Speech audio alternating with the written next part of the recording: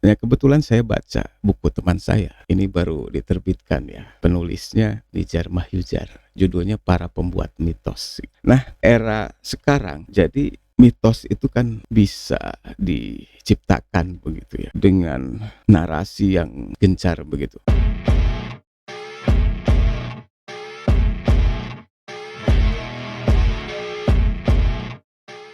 Selamat berjumpa kembali teman-teman.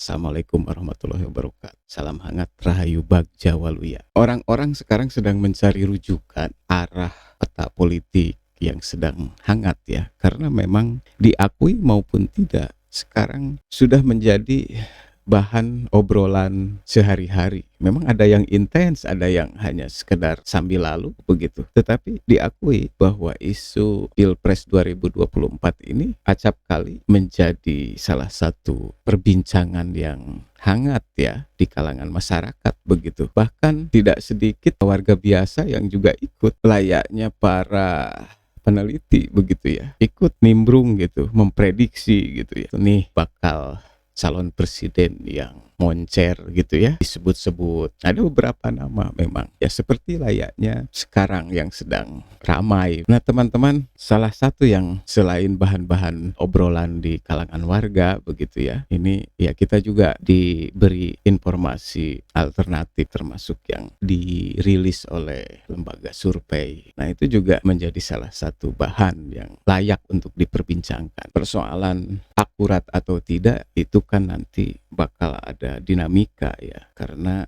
tidak absolut ya, bisa saja ada perubahan yang tidak terduga begitu dalam waktu yang sangat singkat. Karena politik ini kan ya, kita juga memahami bahwa seni segala kemungkinan ini bisa terjadi dalam panggung demokrasi. Nah ini ada hasil survei yang dirilis paling anyar nih. Di antaranya mensimulasikan bakal capres. Kita coba disimak ya. Hasil survei terbaru Lembaga Survei Indonesia LSI menunjukkan elektabilitas Menteri Pertahanan RI Prabowo Subianto tertinggi dalam simulasi calon presiden, baik dalam simulasi 34 nama semi terbuka, simulasi tertutup 10 nama, dan simulasi tertutup 4 nama. Di bawah Prabowo ada nama Ganjar Pranowo dan Anies Baswedan. Menurut Direktur LSI Jayadi Hanan, dalam rilis hasil survei nasional LSI, peta elektoral Pilpres dan antisipasi putaran kedua yang dikutip oleh republika.co.id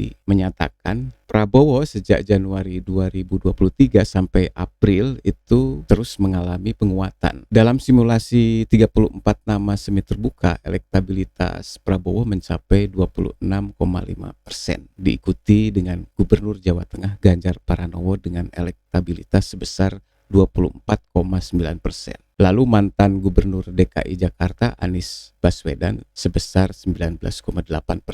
Lebih lanjut, pada simulasi tertutup 10 nama, elektabilitas Prabowo mencapai 28,3%, Ganjar 27,3%, dan Anies Baswedan 21%. Ganjar cenderung mengalami penurunan atau pelemahan selama 3 atau 4 bulan terakhir, sedangkan Prabowo cenderung mengalami penguatan. Anies Baswedan mengalami sedikit penguatan dari Februari ke April, tetapi tidak setinggi Prabowo. Kemudian dalam simulasi tertutup 4 nama, Prabowo Subianto tetap unggul dengan elektabilitas 33,1%, Ganjar Pranowo 31,8%, dan Anies Baswedan 25,3%. Nah, survei dilaksanakan sebelum pengumuman Ganjar Pranowo sebagai calon presiden yang diusung oleh PDI Perjuangan. LSI masih memasukkan nama Puan Maharani ke simulasi tertutup 4 nama ya, dan hasilnya 2,2%. Yang lainnya 7,5% belum menjawab, kata Jayadi,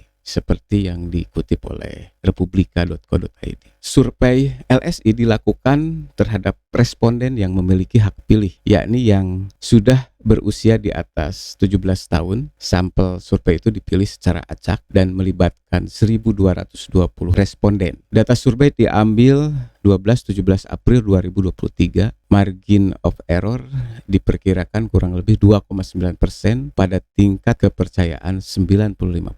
Wawancara dengan responden dilakukan secara tatap muka dan pewawancara yang dilatih. Nah, selain LSI, Poltreking Indonesia pada April 2023 juga mencatat Ketua Umum DPP Partai Gerindra Prabowo Subianto memiliki elektabilitas paling tinggi sebagai bakal capres untuk pemilu 2024. Masih ada pemilih yang belum memutuskan, yang tidak tahu gitu dan tidak menjawab dalam survei Poltreking sebesar 13,5%. Prabowo Subianto memperoleh angka elektabilitas 30,1%, Ganjar Pranowo 28,3%, dan Anies Baswedan 20,4%. Nama lainnya di bawah 5%, ujar Direktur Eksekutif Poltreking Indonesia Hanta Yuda seperti yang dikutip oleh republika.co.id. Poltreking Indonesia mencatat angka elektabilitas dari tokoh lain seperti Gubernur Jawa Barat Ridwan Kamil 3,3%, Menteri BUMN Erick Thohir 2,8%, Ketua Umum Partai Demokrat Agus Harimurti Yudhoyono 2,8%, Menteri Pariwisata dan Ekonomi Kreatif Sandiaga Uno 1,7%, Wakil Ketua DPR RI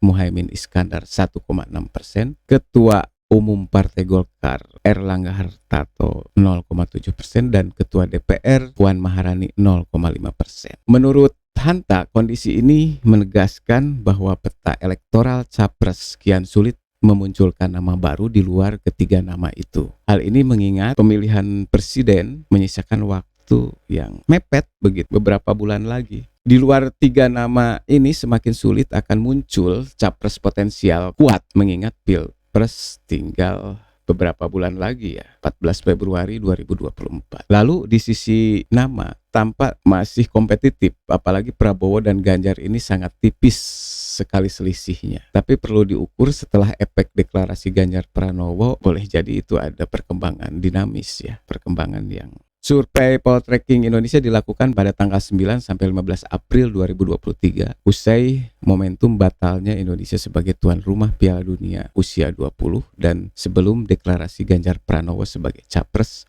yang diusung PDI Perjuangan. Survei ini melibatkan 1.220 responden terpilih pada Februari, Maret, dan April 2023 untuk dilakukan wawancara tatap muka langsung. Survei dilakukan dengan metode multi-stage random sampling dengan margin of error kurang lebih 2,9% pada tingkat kepercayaan 95%. Nah, itu hasil survei ya teman-teman. Tapi sekarang ya kebetulan saya baca buku teman saya. Ini baru diterbitkan ya. Penulisnya Nijar Mahyujar.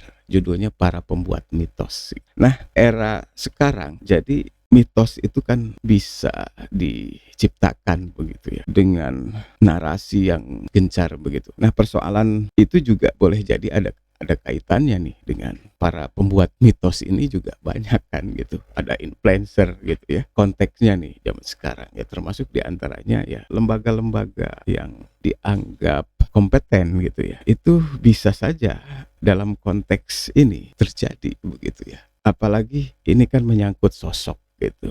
Menyangkut sosok, menyangkut seseorang. Mitos itu kan cerita tentang dewa-dewa, tentang pahlawan-pahlawan gitu ya, yang diagung-agungkan begitu. Nah, sekarang juga bisa saja terjadi pemitosan begitu. Di antaranya setelah ada survei dan lain-lain, akhirnya seperti itu. Ada fenomena pemitosan gitu. Apalagi dalam kontestasi politik, dukung-mendukung kayak begitu, itu bisa saja terjadi gitu. Tanpa disadari ya gitu. Nah, ini saat ini memang sedang terjadi fenomena itu begitu. Kita sebagai warga ya juga memang harus cermat, harus cerdas begitu ya. Dan ini tidak terkecuali perbincangan-perbincangan dengan teman-teman di pos ronda, di pos kamling gitu ya, lagi nongkrong di warung kopi. Nah, itu juga sebetulnya kan kita berbicara tentang seseorang, diskusi begitu ya, menimbang mengingat tokoh-tokoh yang sekarang lagi sedang naik daun begitu. Dan kalau persoalan pilihan kan itu sebetulnya kembali ke masing-masing ya. Lembaga survei